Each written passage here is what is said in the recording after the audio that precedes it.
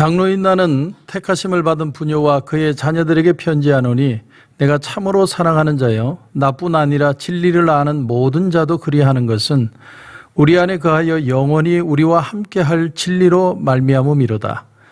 은혜와 긍휼과 평강이 하나님 아버지와 아버지 아들 예수 그리스도께로부터 진리와 사랑 가운데서 우리와 함께 있으리라. 너의 자녀들 중에 우리가 아버지께 받은 계명대로 진리를 행하는 자를 내가 보니 심히 기쁘도다. 부녀여, 내가 이제 내게 구하노니 서로 사랑하자. 이는 새 계명같이 내게 쓰는 것이 아니요 처음부터 우리가 가진 것이라. 또 사랑은 이것이니 우리가 그 계명을 따라 행하는 것이요 계명은 이것이니 너희가 처음부터 들은 바와 같이 그 가운데서 행하라 하심이라. 아멘. C.S. 루이스는 자기가 무신론자가 되었던 이유가 중학교 때 자기가 만났던 여선생님 때문이었다고 얘기를 합니다. 그 여선생님은 무신론자였다고 합니다.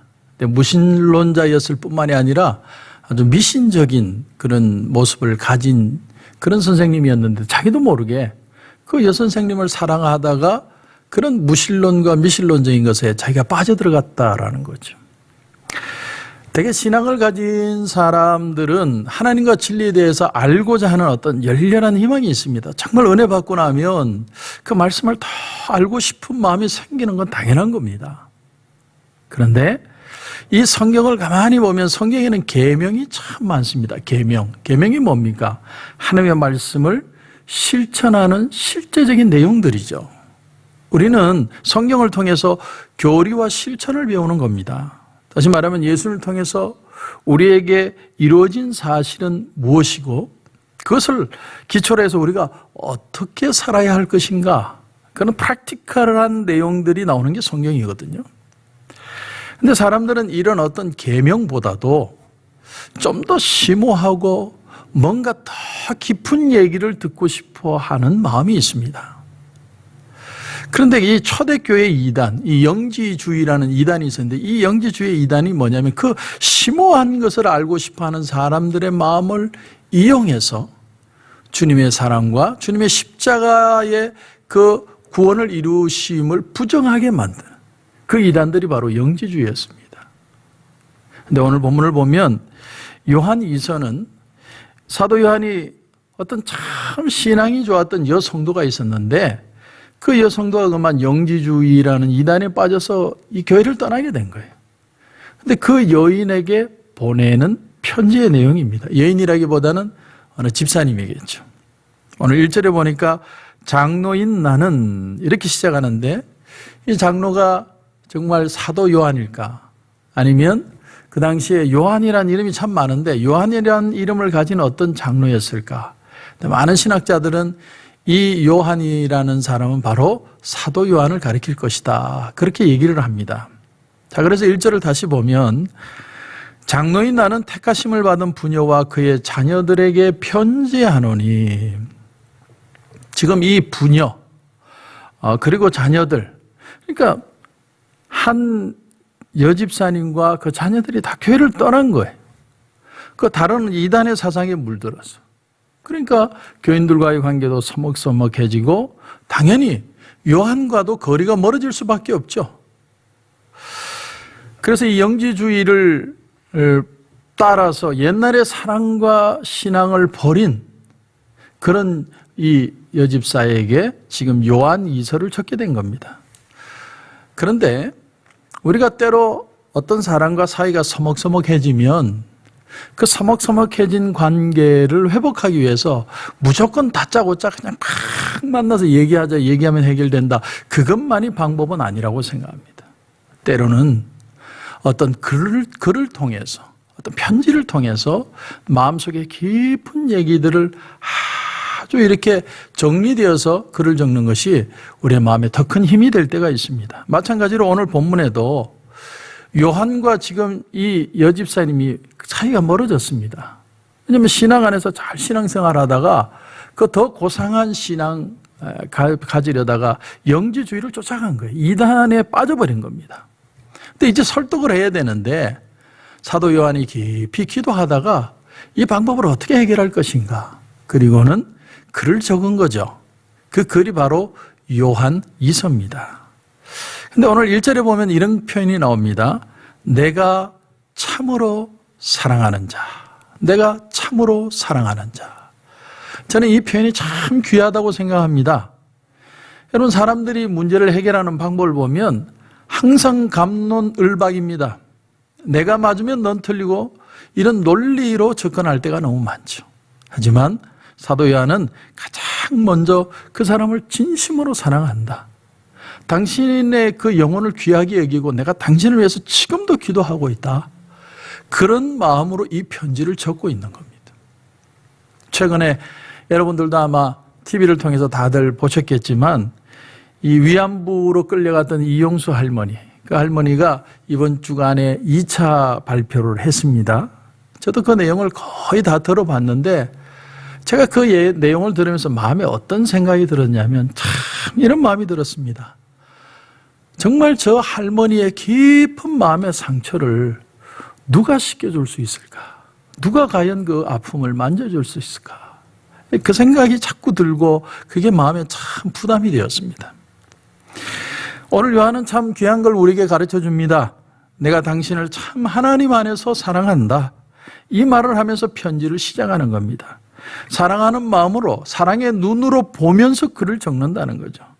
사랑하지 않았다면 굳이 내가 이 글을 적을 필요도 없는데, 그러나 내가 기도하며 정말 사랑하는 영혼으로 당신에게 이 글을 보냅니다. 우리가 잘못된 사상에 빠진 사람들에게 만날 때 기독교가 이단보다 강한 게 뭡니까? 하나밖에 없어요. 정말 하나님의 진실한 사랑을 그들에게 터치해 주는 겁니다. 아마도 이 부인과 자녀들은 서먹서먹했을 겁니다. 이단에 빠지고 사람들이 자기들을 외면하고 눈을 돌리고 이상하게 생각하고 자연스럽게 그들은 그 하나님의 사랑을 잃어버리게 된 것이죠. 그러나 오늘 사도 요한은 얘기합니다. 나는 변함없이 우리 성도들 모두가 변함없이 당신을 사랑하고 있습니다. 그래서 오늘 5절에도 보면 부녀여 내가 이제는 내게 구하노니 서로 사랑하자. 이는 새 계명같이 내게 쓰는 것이 아니요 처음부터 우리가 가진 것이다. 이렇게 표현합니다. 부녀여 우리가 서로 사랑하자. 교제가 단절되고 서로 서먹서먹하지만 서로 사랑하자. 왜냐하면 우리는 처음부터 이 하나님의 사랑 안에서 하나된 존재들이 아니냐. 이번 기회에 이런 관계, 이런 믿음을 다시 회복하자는 겁니다. 저는 그 이용수 할머니를 보면서 참 안타까운 마음이 그겁니다. 저렇게 쓸쓸히 이 세상을 아무의 위로도 없이 떠난다면 그 인생이 얼마나 안타까울까. 그런 마음이 참 많이 들었습니다. 성도 여러분, 언제나 새로운 가르침이라는 건 항상 우리의 호기심을 자극하죠. 뭔가 신기한 얘기하면 막 그게 정말 좋을 것이라고 생각을 합니다.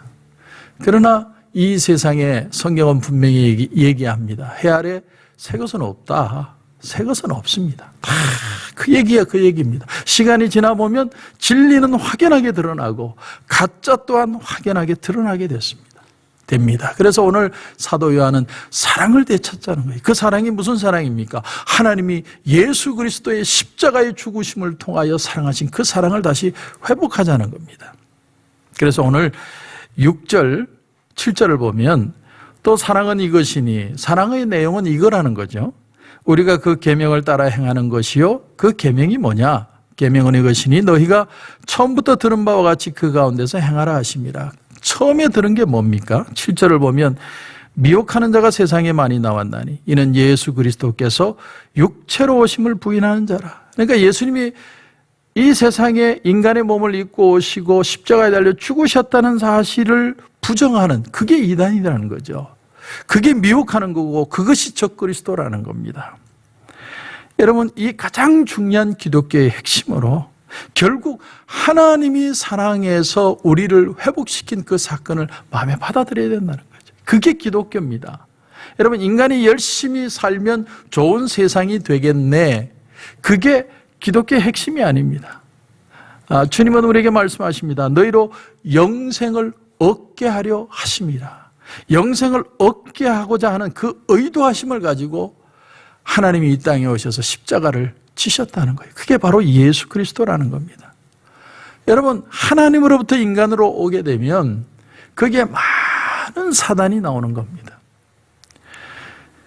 이제 곧 교회를 우리가 오픈하게 될 텐데, 뭐 6월이 될지 8월이 될지 주지사가 발표를 했지만 저는 아직 확실하게 마음에 무엇이 결정이 드는 건 없습니다.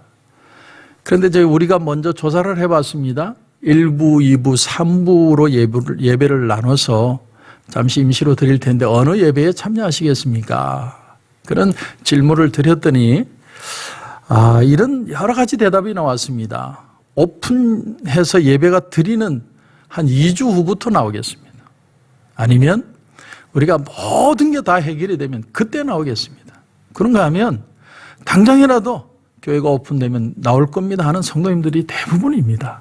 그런데 중요한 게 뭐냐면 이거 하나라고 생각합니다. 나오시는 분들은요, 정말 하나님 앞에 기뻐하고 감사하고 감격하며 찬양하며 예배 드려야 됩니다. 그 감격은 이 세상이 줄 수 있는 게 아니죠. 하나님이 예수 그리스도를 통해서 우리에게 주신 이 사랑의 감격, 이걸 어떻게 세상이 뺏을 수 있겠습니까? 그러나 또한 나오지 못하는 분들의 그 마음의 그 아픔들, 그것도 이해하시고 격려해 주셔야 된다는 거예요. 그 사랑이 있어야 교회는 성숙하는 겁니다. 애쓰는 사람 칭찬해 주고, 그리고 어려움 가운데 있는 사람 독려해 주는 마음, 그 마음이 있어야 교회는 교회가 되는 거예요. 오늘 요한 사도가 하고 싶은 말이 바로 이 말입니다. 그걸 하면 돼요. 그렇게 되기만 하면 이루시는 분은 하나님이 이루시는 겁니다. 그게 바로 하나님이 이 땅에 교회를 세우신 진짜 이유입니다. 오늘 5절을 다시 읽고 말씀을 마무리하겠습니다. 서로 사랑하자. 이는 새 계명같이 내게 쓰는 것이 아니요 처음부터 우리가 가진 것이라. 서로 사랑하자. 기도하겠습니다. 하나님 은혜를 감사합니다. 오늘 사도 요한의 글을 통해서 주님을 떠났던 그 여인을 정말 영적으로 사랑하는 마음으로 다시 주님의 글을 주는 것을 우리가 보게 됩니다. 주님, 지금 시간들이 참 마음이 많이 힘들고 또 처지기도 하고 낙심도 되는 시간일 수 있습니다.